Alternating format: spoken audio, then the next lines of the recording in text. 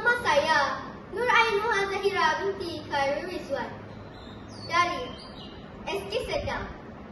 Kod sekolah saya TBA 1032. Saya memegang jawatan sebagai pengawas sekolah. Saya juga pernah menyertai pertandingan sajak sempena Festival Kesenian Islam peringkat kebangsaan.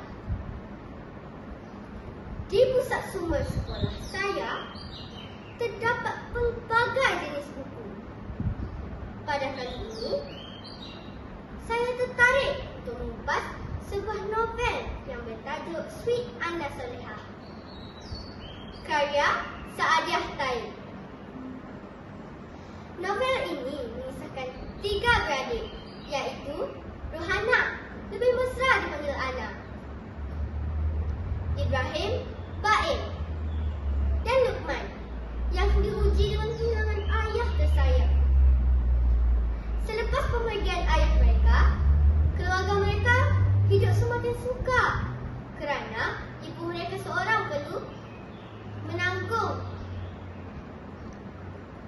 kebajikan kewangan seorang diri.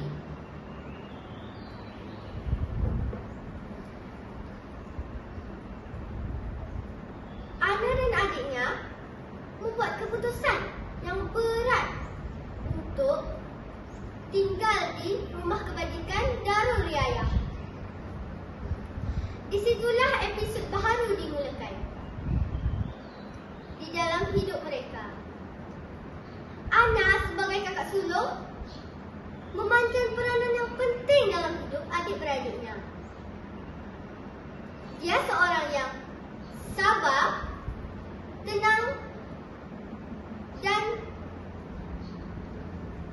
tidak selalu berputus asa.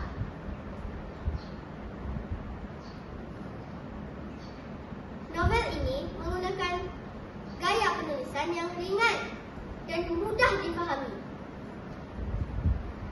Saya tertarik dengan watak Ana kerana dia seorang yang baik, penyayang dan tidak pernah meninggalkan adik-adiknya.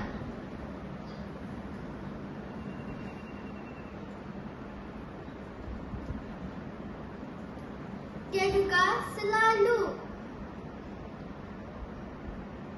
membuat keputusan yang baik.